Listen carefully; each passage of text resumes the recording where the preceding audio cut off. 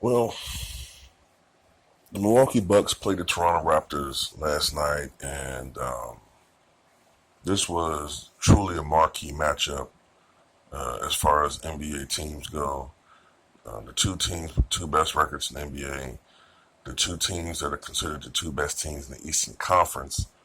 Boston Celtics fans may not like that, but Boston has been not only the fact they don't have as good a record as these two teams, they've been more inconsistent, and now they're dealing with injuries. So these are the two best teams, at least in the Eastern Conference. And this was a pivotal matchup. And it was a good game. Late in the game, the Bucks overcame what was it, 12, 14, 15 point Raptors lead. Giannis had a big game individually. I think he had like 43 points and like 18 rebounds. It just simply dominated the game. He had a big three-pointer to put the Bucks up by like one, I think.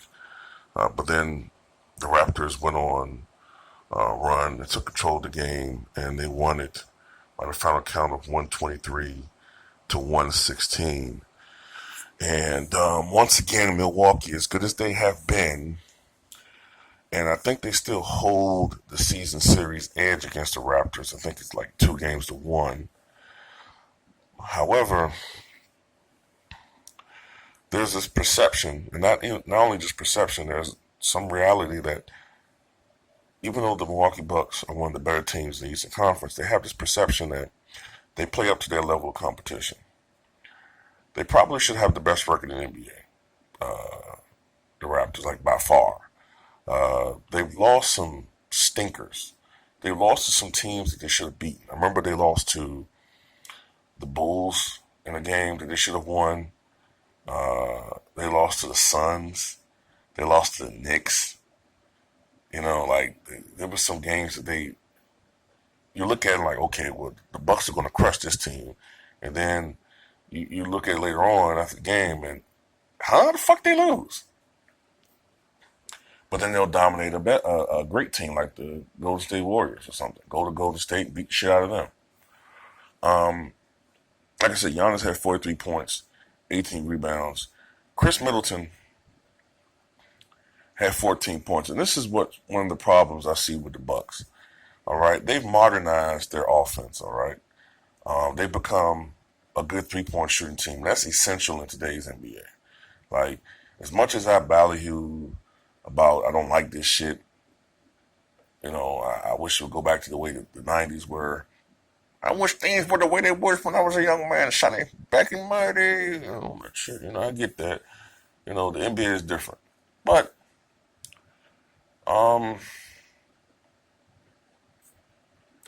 one thing that hurts Milwaukee is they don't really have a consistent second guy. You think Middleton would be that guy? He was earlier in the season, but he's been more inconsistent. And Toronto does have that guy now. Pascal Siakam. He had 30 points tonight. I think that's a career high for him. I know his career high came last week with a 28-point game. So I think that's a career high. Kawhi Leonard had 30 points, 6 rebounds, 6 assists. I'm telling you something, man. I don't want to jump the gun on this shit. I don't want to say something stupid or something like, oh, Mike, don't make those fucking comparisons, man. Get out of here, man. Get the fuck out of here. But I'm not saying they're on their level. Don't get me wrong. I don't like to make comparisons sometimes because I think the sports media does it too much. But I wonder if Pascal Siakam could be Kawhi's Pippen. Just wonder. Not saying that you get what I'm coming at.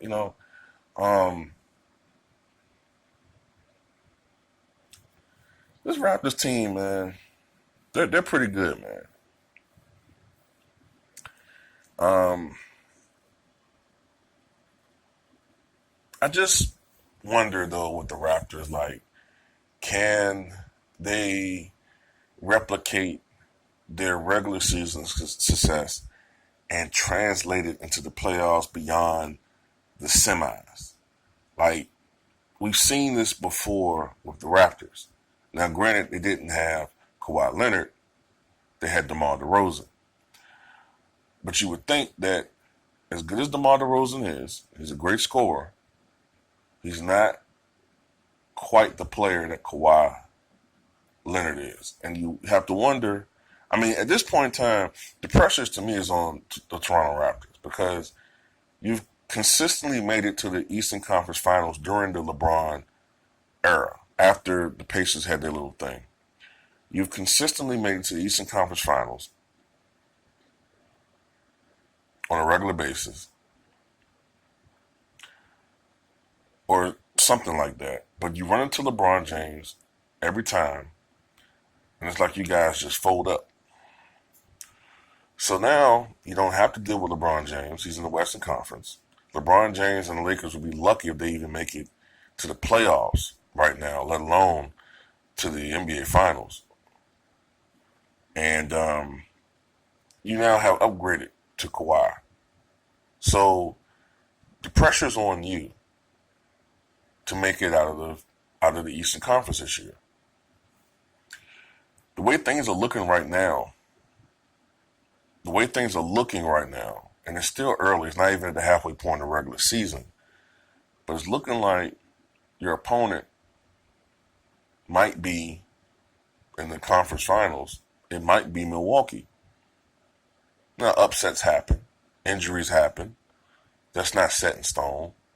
But they look like they're the best team, the two best teams in the Eastern Conference, possibly even in the NBA. But, Golden State is Golden State. And until they get dethroned, they will be the best team in the NBA, in my opinion. Other teams are contenders, but you have to beat the champion. So that's how that is. But in the East, I already saw an article where Butler's complaining about his, the team. I think his role in the offense, and already he's starting to complain about this shit. Excuse me. You're starting to see a little bickering on that team. Joel Embiid's complaining about his shots, and I don't know, man. I'm starting to wonder if some of it is Jimmy Butler, man. I mean, I get the competitiveness. I get he didn't like the guys that he played with Minnesota, thinking they were soft, but there's always two sides to every story. And I'm wondering if some of it is Jimmy Butler, man. I like Jimmy Butler, man. He's a former Bull, but I try to be fair, man. Like, I wonder if there's some baggage with that talent. The Celtics, they're dealing with injuries. The last couple of years, they've been dealing with that. Kyrie's out with injury. Somebody else, I think, got injured with them. I just saw that. Somebody in the comment section can tell me, man. I think it's another player that just went down with an injury with the Celtics. I don't know how serious it is. Then you got Gordon Hayward. Up until very recently, he's been looking awful. He had that 35-point game recently, but he's been looking awful. And the point being is that the Raptors have the pressure on them. Milwaukee, maybe not so much pressure as the Raptors, in my opinion, but there's pressure because we keep talking about Milwaukee as this up and coming team. We can't keep saying that all the time. You have to make that next step. Because in my opinion, if you're a so-called up and coming team and you never make that step forward, eventually you're going to start making steps backwards as everybody else starts passing you by. And I really think that Milwaukee needs a secondary offensive player that's more consistent. And Giannis, even though he hit, I think, like 3 3-pointers today, I think Giannis really needs to work on his post game as far as footwork is concerned. He's tremendously athletic. But as he gets older, his athleticism begins to decline. He needs other things to fall back on. He needs to work on his mid-range game. Patrick Ewing was able to play for so long in the NBA because as his athleticism declined, because he came in the league just dunking and scoring in the paint, but as he got older and he got more beat up, Patrick became more of a mid-range jump shooter. And that added years to his career. You know what I mean? So anyway, those are the two things I see with the Bucks, man. They need another scorer, more consistent, and Giannis needs to eventually work on some of the deficiencies that he has in his game. Because in the playoffs, those things get exposed more. As a team that you're going against, concentrate more on individual little minute things because they get more familiar with you because they keep playing you game in and game out, game in and game out. But tell me what you guys think.